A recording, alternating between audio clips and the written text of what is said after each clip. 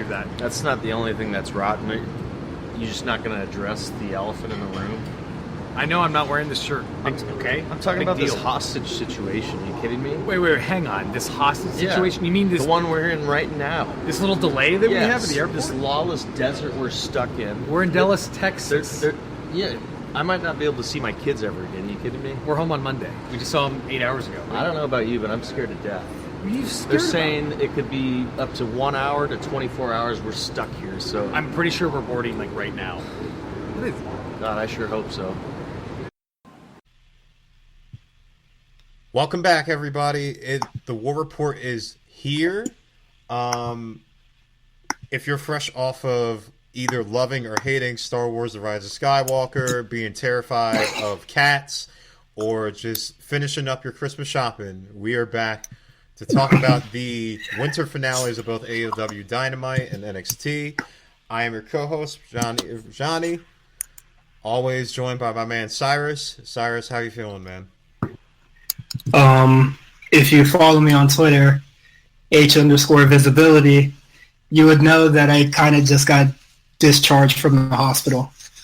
I had spinal surgery to get all my metal implants removed. So if I sound sluggish, that's why. And I just took 2 oxycodone before recording. I just want to say I'm A-okay. I just want to say before we start off, like, Cyrus is obviously an Iron Man. I really appreciate that he's here to record, and the fact that he watched AEW before this. Yeah, man, thank you. That I just wanted to start off and saying that. Thanks, man.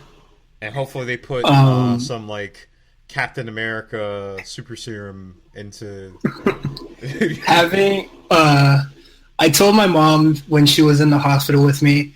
I told her at 8 o'clock, please find the USA Network on the hospital TV. And, I was just watching the hell out of the show. And then I was just like, I don't have my laptop with me, so I don't know how I'm going to watch AEW. So I had to, pull it up on my phone. And I had to, find means to watch it. And the amount of times that I dropped my phone on the hospital floor is hilarious. I mean, listen to this guy, everybody. This guy is dedicated. Even in the hospital, he's gearing up for the War Report. That's how much we care about the show.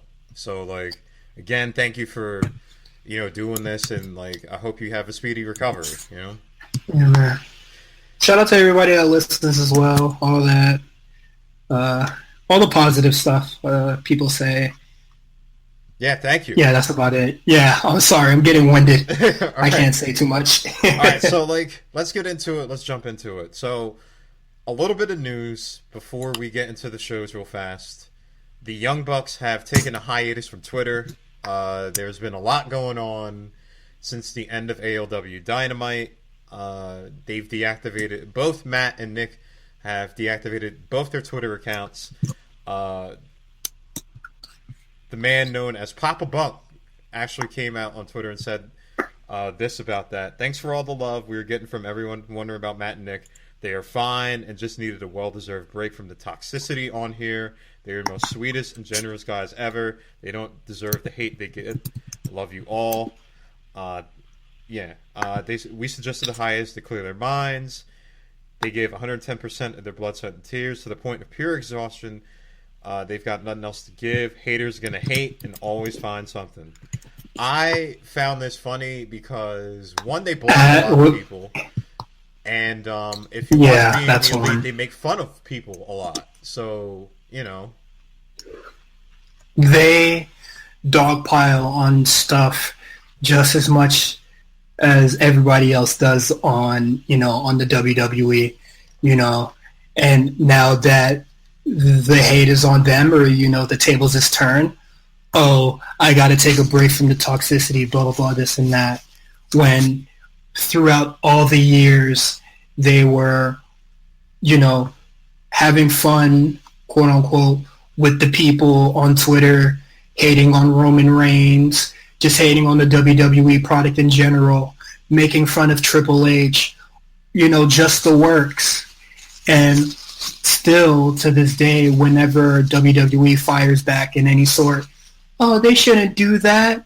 They should be above this because they're the blah, blah, blah multi-million-dollar company. And it's just like, what about AEW doing all their stuff week to week, and still to this day, when they were making fun of the Saudi Arabia stuff. Yeah, they made fun of everything. Like, are you serious? And then, I see a whole bunch of stuff online where it's just like, the Young Bucks was on Twitter because they loved us. They did everything because they loved us. Like, come on, son. They were selling you T-shirts. I'm going to actually segue into another person, Seth Rollins, okay? So Seth has obviously had some Twitter controversy. I'm sure he'll address in the 24 special that they're going to air tonight on the network. But it's like the same thing when he has pride in his company, when he, him and Will Ospreay kind of had that back and forth, and they pieced it up afterwards, okay? Which pieced it up, and everybody ignored that because everybody still wanted to dunk on Seth Rollins. That happened, and it was like the sky was falling. You know what I mean? Like, it was like... Absolute ridiculousness. So, will they return to Twitter? We'll see. Maybe they'll just have somebody run their Twitter account for them.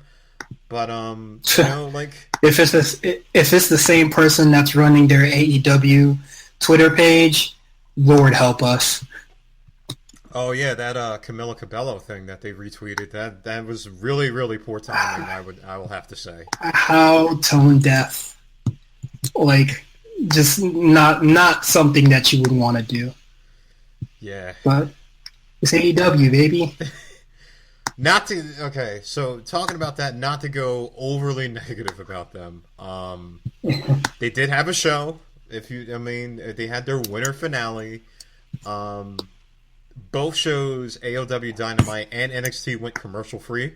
Oh man, I didn't even notice that. Well, the beginnings went commercial free because Adam Cole and Finn Balor was commercial free. But then I also noticed that Kenny and Hangman and the Lucha Brothers are commercial free as well.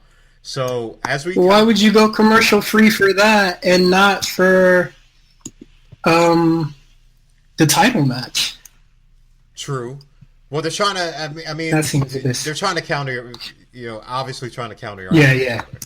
Because counter programming, baby. Because for what I was reading, TNT had did some research where when AEW goes on break, people would turn to go watch NXT, or when AEW went off air.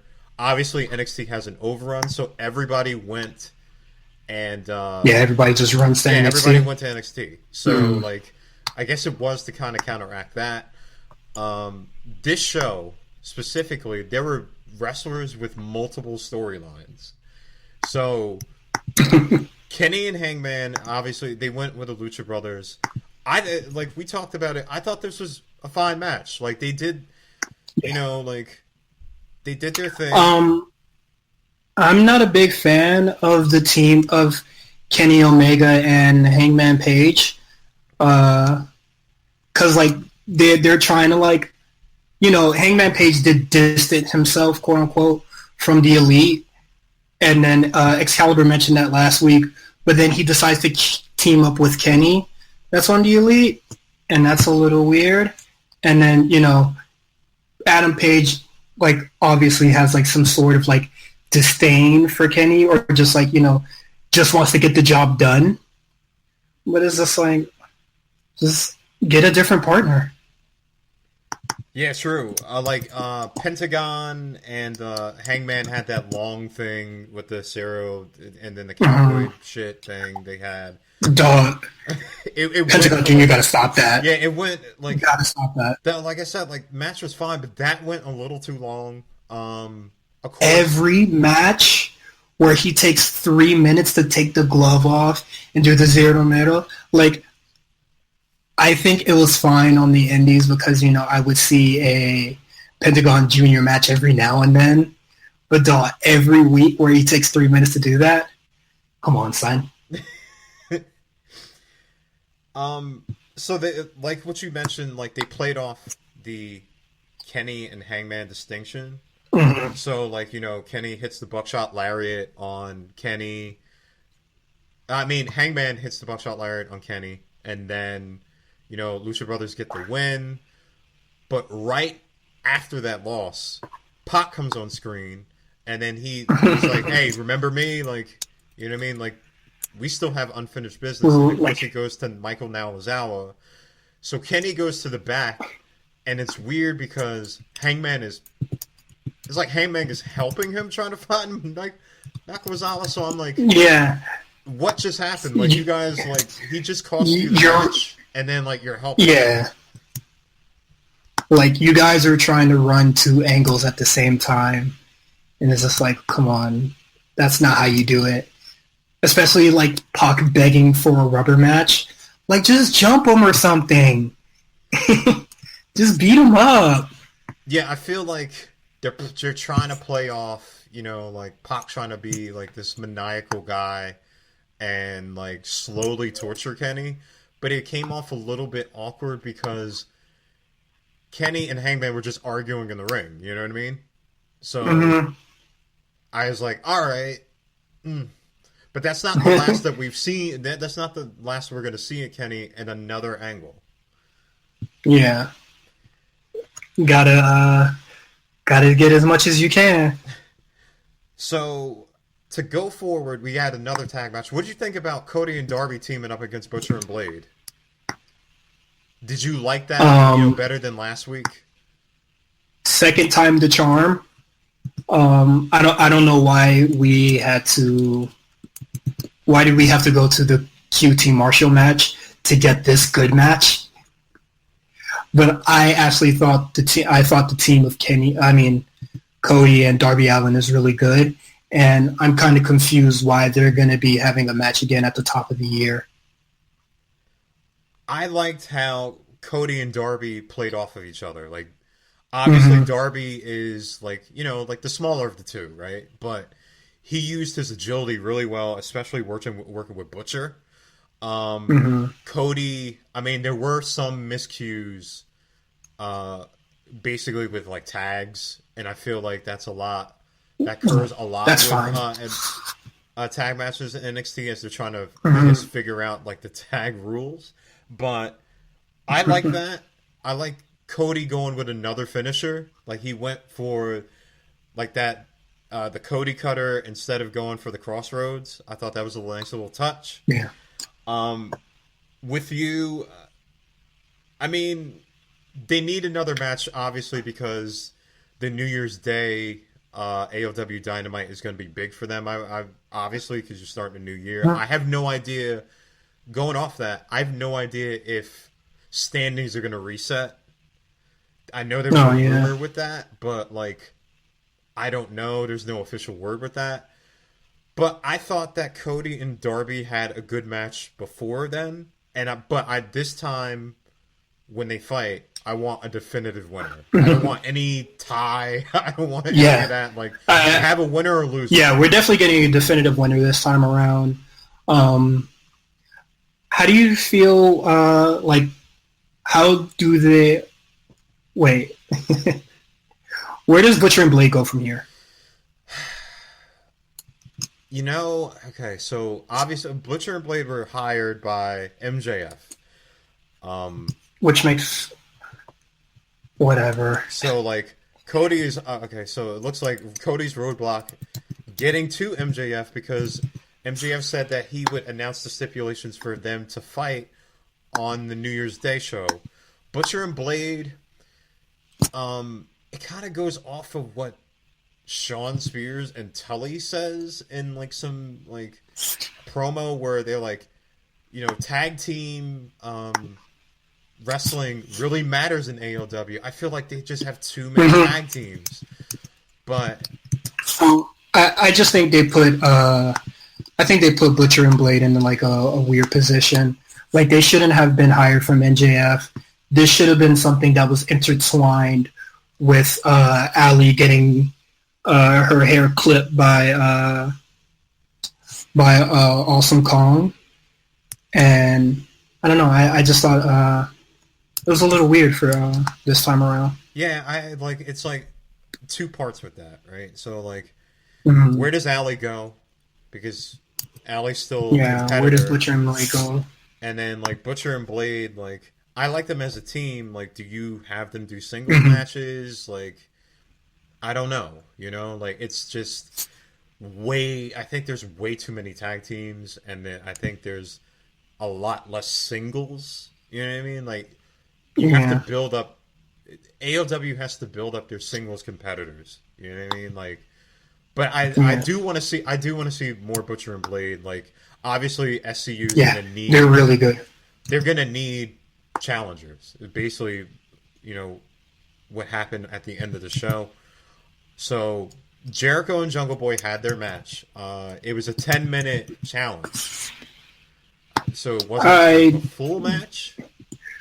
Jungle Boy, you're a fool. Why would you set yourself up like that?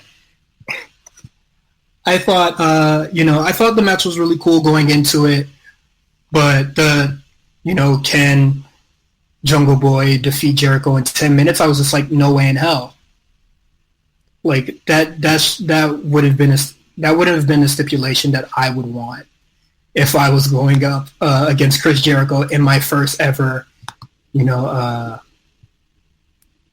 title match on AEW.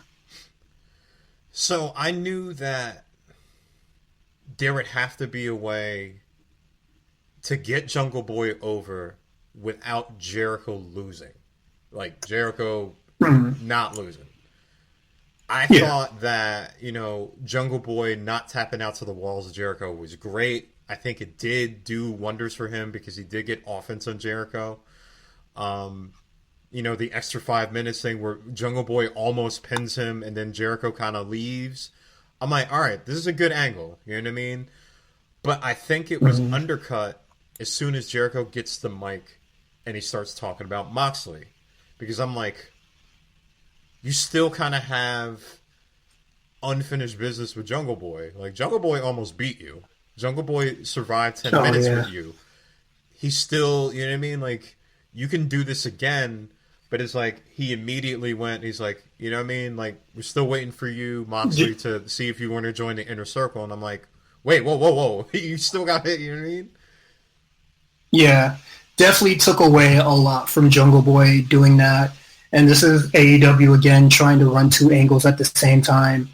I know they're trying to prolong, the eventual title match between those two. And after last week where Jericho invites Moxley into the Inner Circle, you kind of want to just take a step back and, let Moxley, let him do his promo or whatever. Just, leave it in Moxley's hands. You didn't have to, mention him again.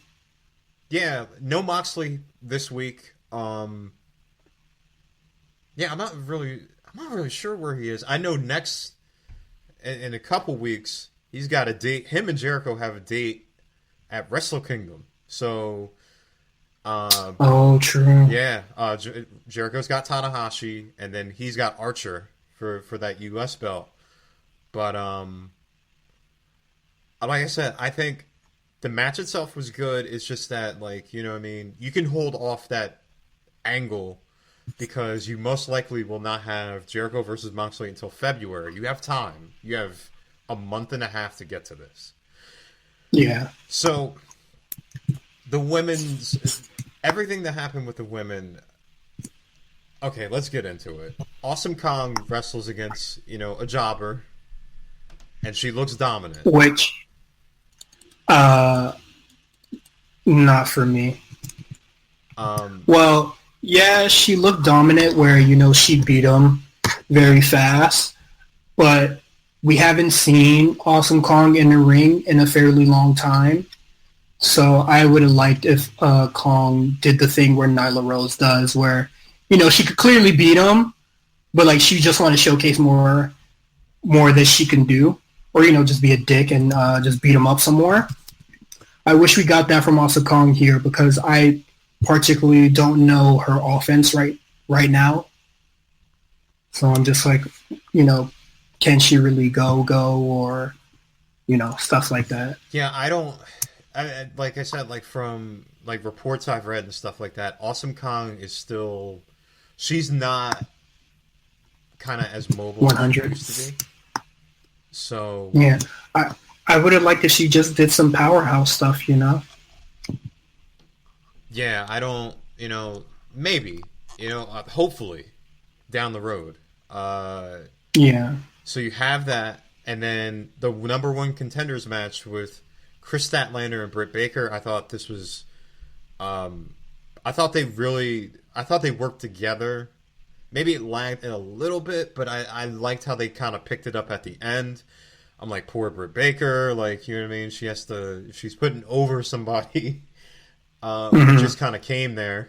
You know what I mean? Like, I don't know where kind of Britt goes from here because, she was the first one signed. I don't know what they're doing with that girl. Yeah, like, she was the first one signed. They were building her up for something. And then now she, it's like Chris is the now she's the person that puts people over now, even though she's fairly like fresh herself. And I'm just like, come on, AEW. She was the first signee. Then just like 2 weeks ago, I think she was like a meme, and now she's here putting over Chris Statlander, who honestly deserves it. She's probably she's one of my favorites next to Shayna. But they're kind of just like, going through the motions with her. Yeah, I'm not really sure where Britt goes. Like, hopefully she kind of funnels back into... They should have did the Best of 7 series with Bea Priestley, bro.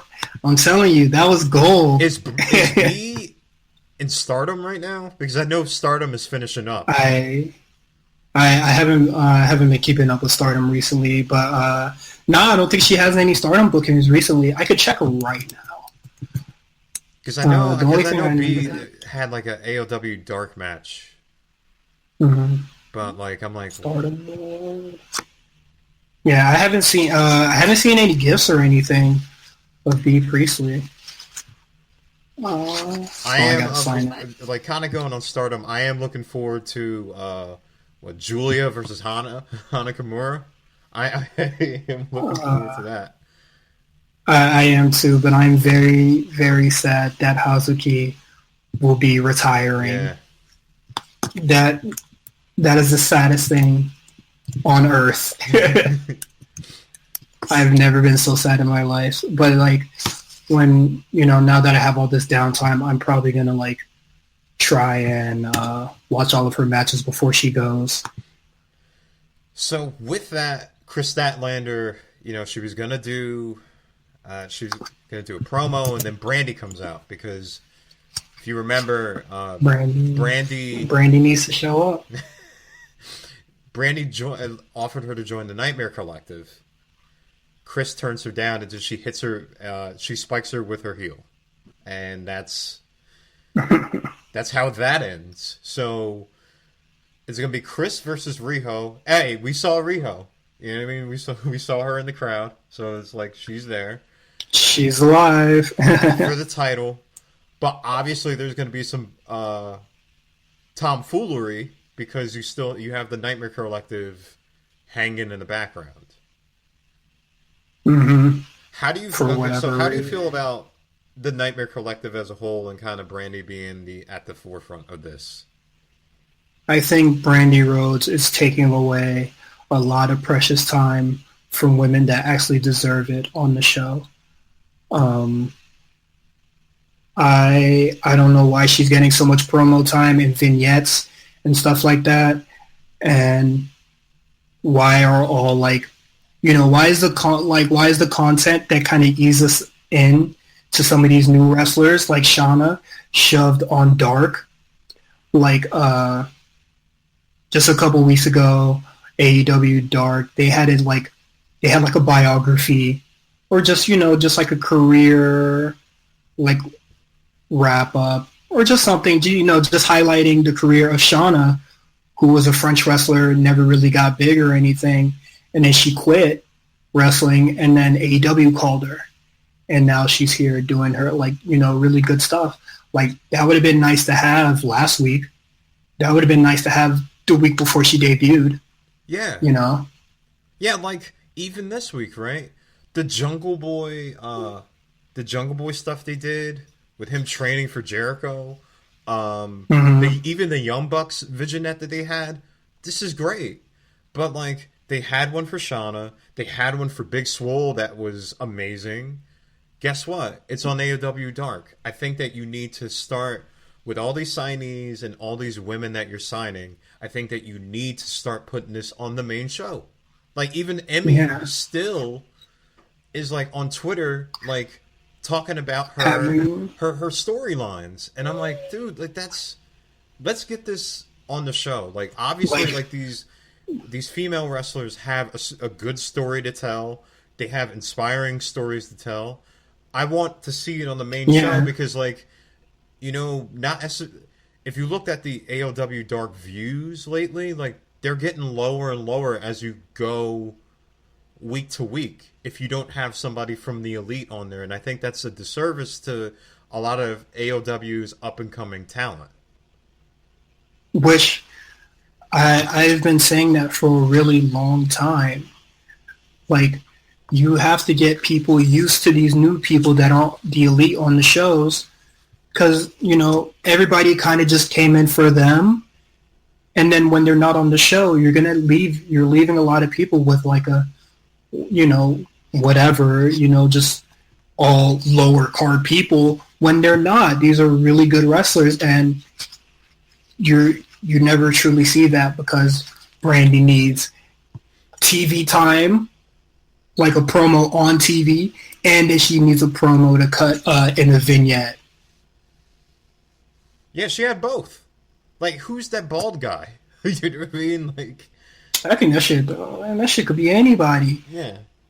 It don't matter. It's just whatever, man. Yeah, like, I even see on Twitter, like, people sharing look at this Big Swole promo. This is amazing. I'm like, all right, that'd be great if they could show it on the main show.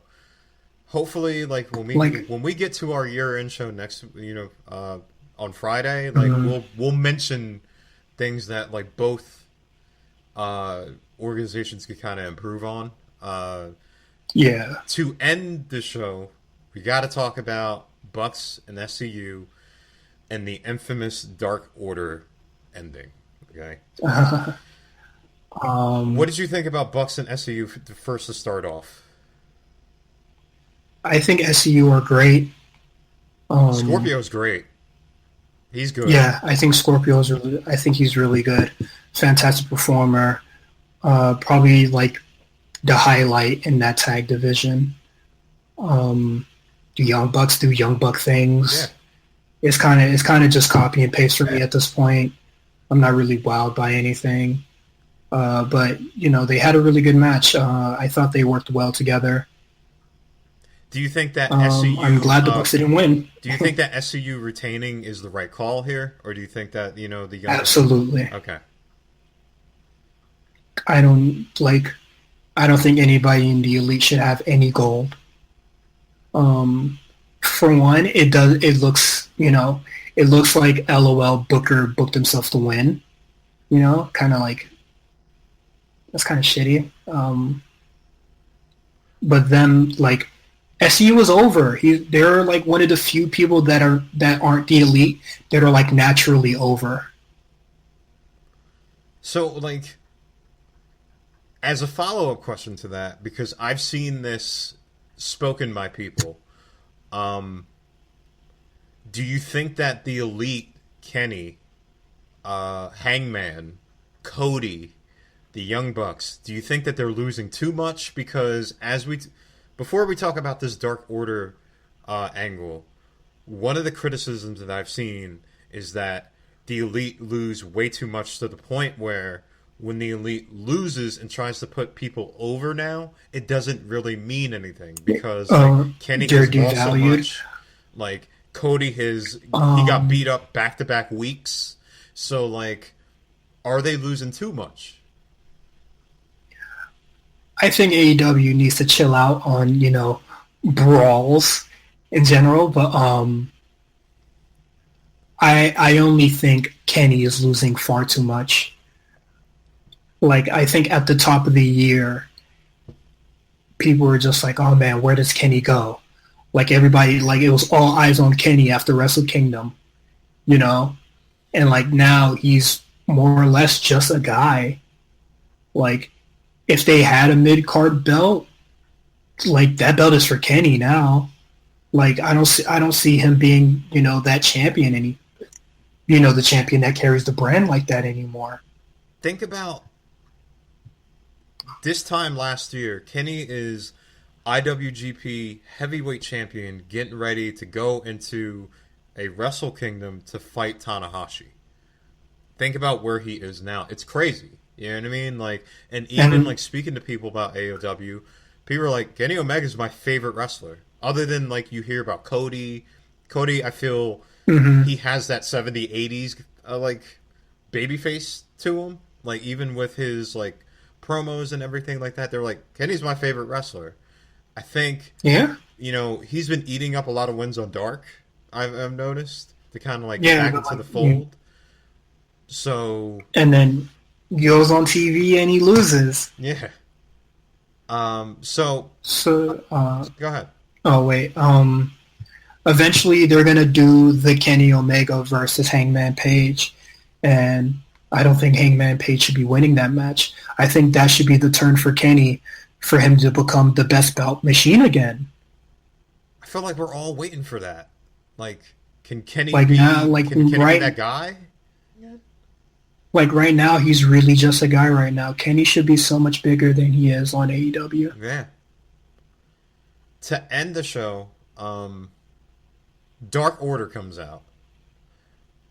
They've been building him up kind of for weeks again because like they tried to do that in All Out with Viginettes, and of course Reynolds and Silver were in that. So they surround the ring and they beat up SCU and the Bucks. Kenny comes out, he gets beat up. They are triumphant, and we find out that Reynolds and Silver joined the Dark Order. And commentary surprise. So like commentary actually alludes to Hangman Page not being there. So it's like, okay, well, like, is Hangman Page going to join the Dark? I doubt that he joins the Dark Order. I hope not. No.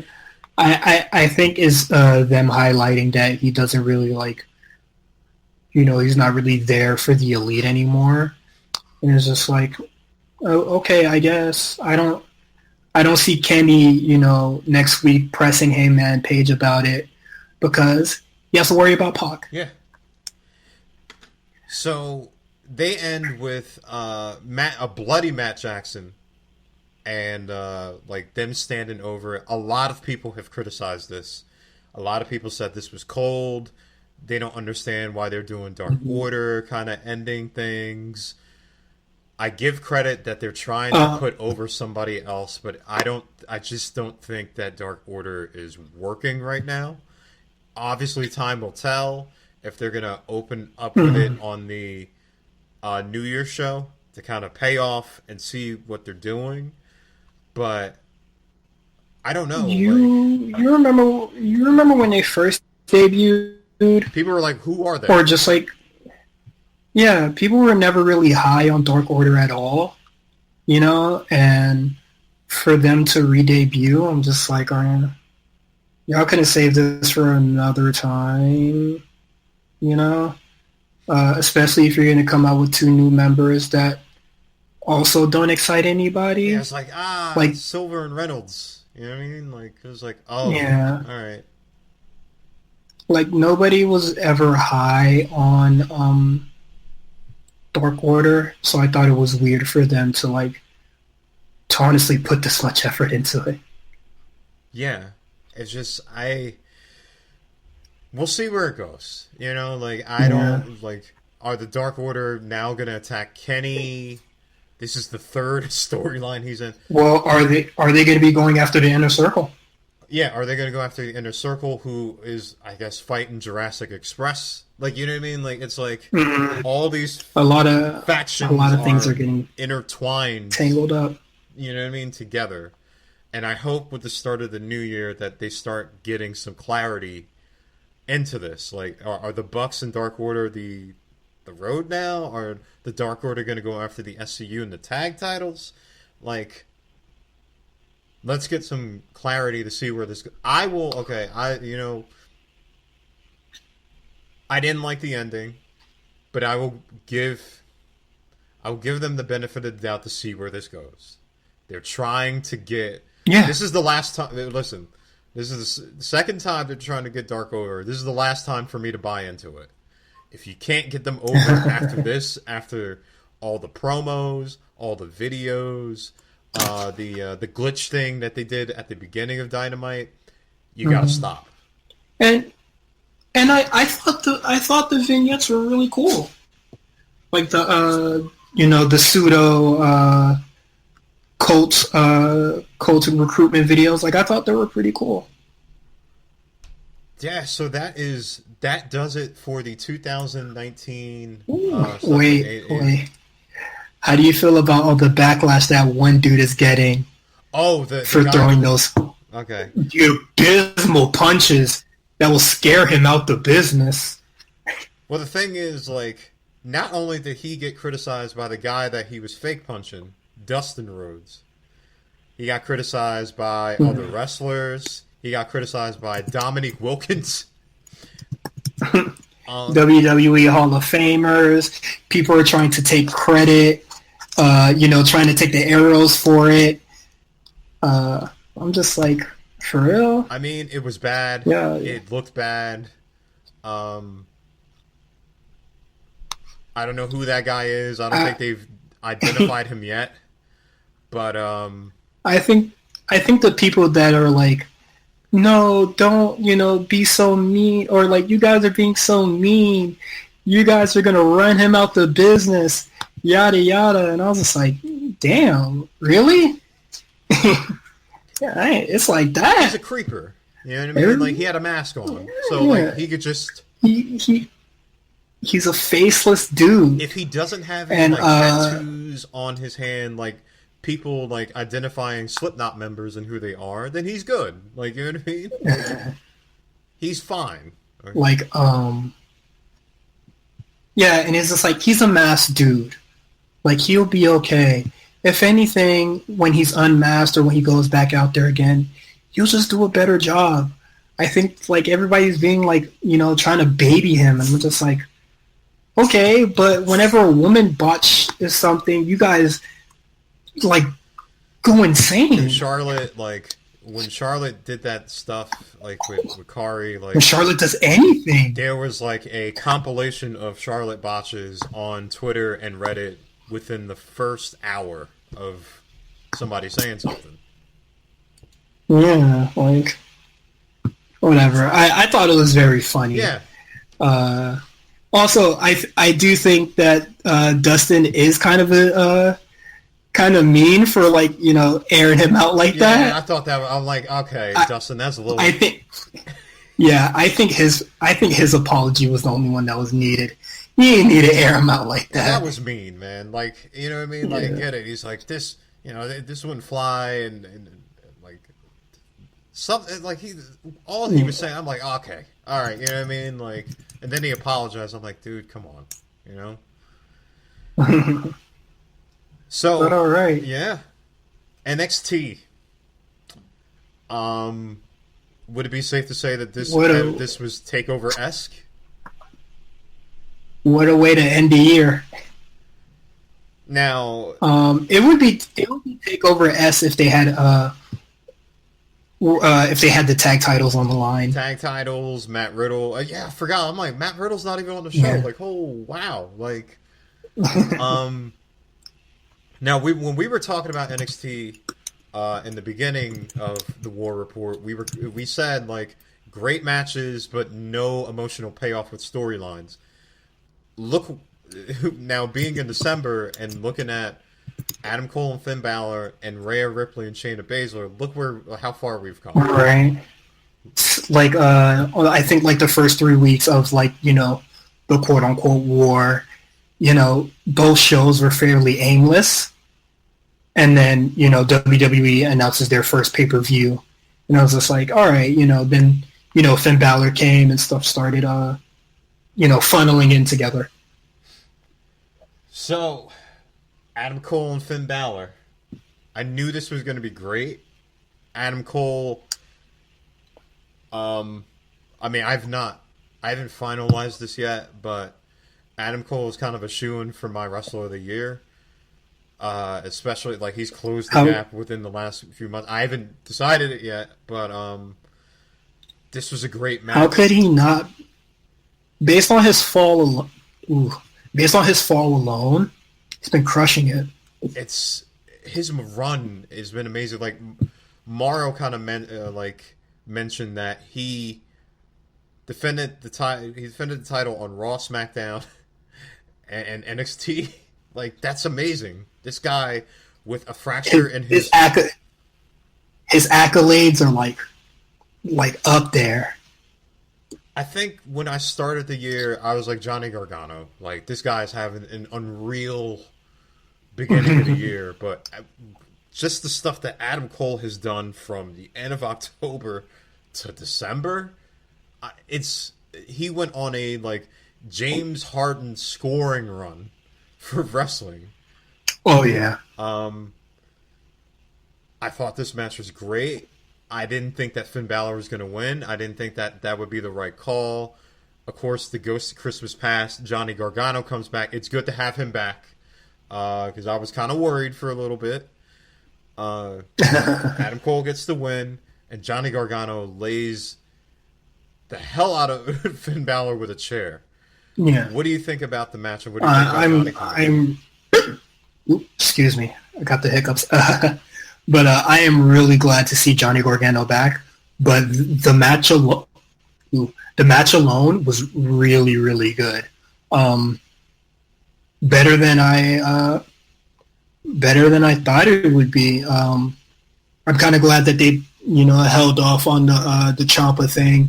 I feel like they're gonna U-turn into that starting the new year. But yeah, Finn Balor shows that he's just a real good wrestler. And Adam Cole is also like an amazing wrestler as well. I like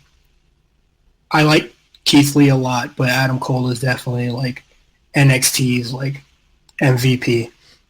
How do you feel about the Dusty Rhodes Classic coming back? It is back for 2020. Forgotten Sons have something to do. I'm trying to think of like the tag teams that they could have. I think somebody on Twitter mentioned that, hey, the Revival could come back. And I'm like, they could. They could. I don't know. I can't. I think I saw something about Breezango or Fandango having surgery recently. Yeah, he had Tommy's surgery. He's going to be out for a while. That sucks. But I wish he was a part of it. Let's get some NXT UK guys in there. Yes, please. Let's get young Grizzle Vets over here. What is it? Flash Gordon. What is Mark Andrews and what is their tag team name? I forget what their name is. I know their individual names. Let's get them over here. Yeah. Imperium. Yeah. Oh yeah. Yeah. Fox or Bartel. Yeah. Sorry, they're going to be in a crazy four-way match at Blackpool at the top of the year. Oh yeah, Blackpool is soon. Yeah, we got to watch that too. Yeah, we got to start getting catched up on NXT UK. I don't know about all that. Well, basically, we'll watch. I'm gonna read as much as I can. All right, Io Shirai and Santana. Yeah, I'm excited. Yeah, Io Shirai and Santana Garrett. Let me wait. I had something in my notes about this. Santana Garrett has a very impressive showing here. She definitely redeemed herself from that match with Tanara. Yeah, I like that Io kind of gave her offense here. Io, of course, was great. Santana looked better. Even in defeat, like Santana was like, "Oh, okay, like she's got an impressive showing." Like, that's what it was. How'd you feel about Cameron Grimes? I can't wait to see beating Kushida. Oh, what? Really? Nah, man. Are you serious? I ain't with it. I was so high in the beginning what they were doing to Kushida. Now I feel after the Walter match and him getting the injury that he's just the guy there now. You know, I don't want Kushida to be that. You know, maybe he challenges for with Garza, but I don't want Kushida to kind of fall into that NXT Mick Carter hole that a lot of people fall into. Yeah, I want him to be North American champion. The thing is with the Cruiserweight title, which is that there's not a lot of long championship reigns. No. I think Buddy Murphy still has the longest one. Mm-hmm. And also that blocks us. Well, that blocks Kushida from having matches with people like Dijak or Keith Lee. And his submission style works better with bigger guys. He can sell that. Yeah, I agree with you. I would love to see him challenge for that North American title. But, there's always looming in the background, Velveteen Dream. But I think that it's time for Velveteen to go for the main title. Yeah. I don't know, man. I just thought... Kushida, man. Yeah, he lost. When I saw Cameron Grimes get the 3, big old question mark on my face. I was just like, what is going on here? Damian Priest and Killian Dane. Killian gets a loss. Damian continues his winning ways. I don't know. This better be the last match they have. Yes, please. Please end this feud. This match into the Kushida match, which I thought was really good, but the result kind of sucked the air out of me. And then seeing Killian Dane walk out for them to have a match, I was just like, oh, brother. I don't want to see these two guys wrestle anymore. I just really don't care about Killian Dane.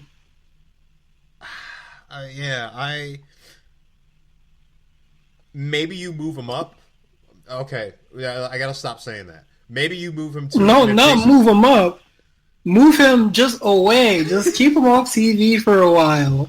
Do you want him to move to NXT UK? Maybe I don't know. He was just off TV for a little bit until they got something cool for him to do. Oh man. Mr. Second Hour is back. Pete Dunne versus the NXT UK representative Travis Banks as they collide. I have to say this is probably this 3-match stretch. Shoot me. You have Kushida lose. I gotta watch a Killian Dane match again, and now I have to watch another Travis Banks match versus 2 dudes that are basically NXT UK.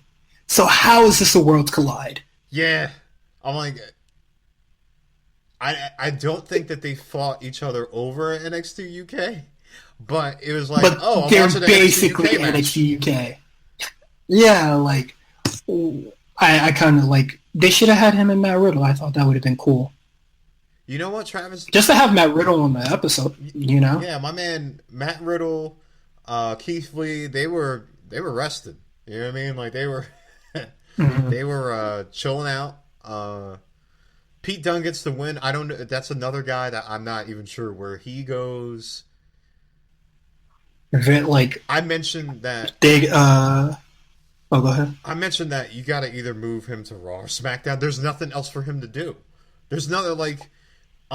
Is he going to go after the main championship? Like he already, you know what I mean? Like he already fought Cole. Yeah. Like what else? What else for him to do? You got to start moving some of these guys. Like it's just like especially. I don't get it, man. Like this, like a lot. There's a lot of like. There's nothing really moving on the mid card, you know. So it's just like y'all got to do something with Pete. Would you think about Dakota's promo? She, of course, got the win over Mia.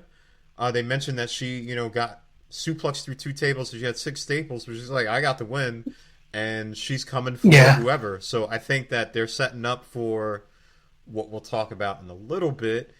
So you have Io and Dakota set up as big future heels. Gotta love it. I love heel Dakota Kai. I think she's doing a great job in this role. Now, to be honest, I can't even believe that I'm even talking about this right now. I can't believe that I'm even saying this. I can't believe that this actually happened. The day has come. There's a new queen in NXT. Rhea Ripley beat Shayna Baszler. She won. Was holding the title up and beat her and pinned her. The bell rung. The bell rung. The ref raised their hand. Shayna left to the back. People, you know, lifted up Rhea like Rocky. There were kids. There were fans. Candice LeRae was there. She won. Like I can't believe it. Like 400 plus days of Shayna being champion, she finally dropped it. And what a monstrous title reign. Yeah, what a title reign. Shayna's amazing. You know, like I think that she's one of the best. She's been one of the best heels in the sport. I know a lot of people would kind of like criticize her a little bit, but like I think she was great. This match, you know, they really went hard on everything. Rhea like having the elbow and her not, you know, Shayna not doing the typical elbow spot and doing it on the steps. You know, the horsewomen helping and then getting thrown out. I thought that was a nice little touch. It was like, all right, Shayna's got to do this by herself, which she has in the past, but like since she's had, you know, she's had help. Shayna kind of powering out of it and like grabbing the ref before she's almost tapped out. You know, doing the riptide from Rhea Ripley, like standing in that choke for a really long time. I was just like, man, please don't do me like y'all did Bianca Belair. I thought it was because that had me so sad. I was like, uh-oh. I was like, I've seen this story before, and and I was just like, come on, honey, your legs long, you can do it. She had mentioned that she got help from Cesaro on how to pull the riptide off from the second turnbuckle. Fire, because like you actually sell Shayna from like, you know, doing a super riptide to lose, so that helps her in the feud. I'm going to ask you 2 questions. Where do you think Shayna goes after this? Do you think that she's gone? And who do you think Rhea's first opponent is going to be afterwards? I think Shayna should go away. Thank you. Please there's a new breath of fresh air. We don't need you choking the life out of it. I think Shayna could just be off TV for a little bit. If they do want to bring her back in, just let her take a step back. And I would like for her first opponent to be Bianca Belair. Okay. Because I don't think they call Bianca up. No. They should, though. I think I agree with you there. It's Royal Rumble time. Shayna should be there. Shayna, first of all, from Survivor Series, has unfinished business. Okay? Becky attacked her. You got to have... Let's get a call back from that. Becky needs new challengers when she's done with Asuka eventually. We need somebody to win the Rumble if, a certain someone does not come back immediately. Bring Shayna up, please, because SmackDown right now...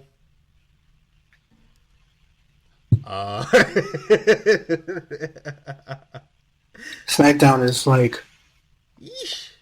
I watched SmackDown while I was in the hospital, and I was so mad that I did so. I like that they got... Well, it was really cool to see them have 3 women's matches back to back to back. But that what is it? That Christmas 3 fight? Yeah. Excuse me. That Christmas 3 fight and the revival losing, and then the revival coming back after commercial break. What happened to old-fashioned tag team? Oh, shut up. Oh, my God. That's the same promo they was cut on Raw 2 years ago against the Lucha House Party. These dudes are so lame. Hey, there's an organization that loves tag teams that would love them, I guess. Oh my God, just go somewhere else. And then Elias came and cut that weird ass song. I was just oops, excuse me. Just cut it off. More about SmackDown, you could always listen to the A-Show guys. I'm sure they're gonna. Oh boy, they're gonna. I feel like they're gonna talk about. I feel like they share the same sentiment. Yeah, I think that Shayna, thank you. We thank you for your service in NXT, but it is time for you to move on to better things. You've done all you can. And I think that the first challenger for Rhea should be Io. I think I'm going to go with Io. I don't think you do the Dakota. Yeah, definitely. I don't think that you. Oh, absolutely not. Mia still got some stuff, and the eventual, Tegan Knox return. That's going to happen soon. Yeah. And Tegan has a debt to collect.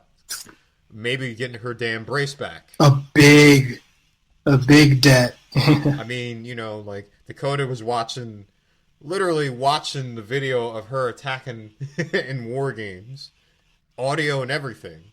So, yeah, that's what I think is going to happen. Before we get out of here, I want to get your thoughts on the recent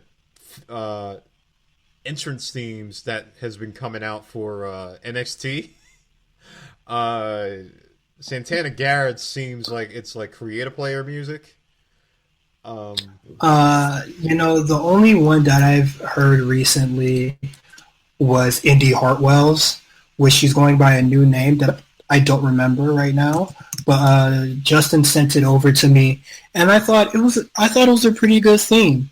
And the fact that she has a theme already, that's good news. Ooh, these hiccups are not going away. Let me listen to Santana Garrett's theme real quick, if I can type it in real fast. NXT theme. I want to jump.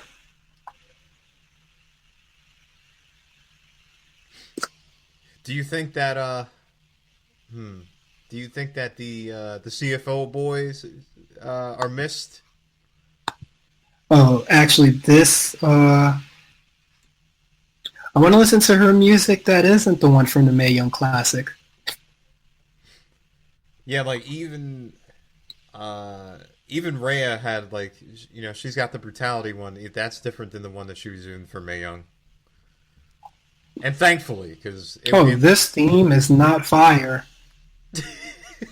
Ooh. Yeah, man, get CFO back over there. I don't know where they went. So those themes can. So those themes could eventually be on. Yeah, Apple Music. Be on Apple Music. Like, I'm still sad EO's theme is not on there, man. That theme is so good. Man, makes me mad. Makes me real mad that you got to go through, like, the YouTube loops with the crowd still in the back. Like the YouTube recreations. Oh yeah, somebody like recreated EO's theme. They don't hit the same key. But yeah, wait, WWE music. Hold on. Hold on. This might be a fake one. Yeah, I think they hit you with a fake one. Dang, man, I just want to hear EL's theme. Yeah, like I said, you're gonna hear the Fruity Loops version of somebody like it's like about to kill him with this. Like, oh, y'all are gonna post it? I bet. My time to shine.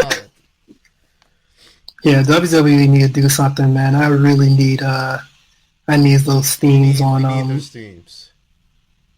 All right, that's the War Report for this week. We'll be back later in the week with our year-end awards, both AEW and NXT. As always, you can follow us at RNC Radio Live. Cyrus, what we got this week? I know we got ERSPN, we got the A Show, we got the return of Two Belts, who summarized things for 2019. We got, let's see, we got everything. We got a new Lookout podcast. We got a new Big Eyes podcast. Jamal. We got a new Chatting with Nelson. We got another new I Am Not a Genius. Oh, brother, I gotta listen to that. I don't even know what Mark. Ooh, excuse me, that was a big one. I'm so sorry, but I gotta listen to that one. I haven't even seen the description yet. I think it came out when I was like fresh out of surgery, so I was asleep for a really long time. Yeah, he's talking about they talk about like Apple stuff, and like basically what, you know, if you are looking for a gift, I mean, you only got 2-3 days left. Listen to I Am Not a Genius about like stuff about Apple, stuff about, you know, like electronics and tech to get your loved ones, or, you know, a girlfriend, or, you know, one that you're thinking about getting would be a girlfriend or a boyfriend, or a side piece. Maybe, you know, I don't know, but people swear they hate Apple, but trust me, you get them any Apple product for Christmas, man, they gonna start cheesing. We also got new, like I said, new first responders, and we got a new RSPN. We got something over for everybody in RNC Radio Live. Yep. Everyone, and probably more stuff coming out in 2020. For myself, Murjani, and the Iron Man of RNC, Cyrus. The hiccup man right now, Jesus. We wish you a very Merry Christmas, and we'll get back to you on Friday. All right.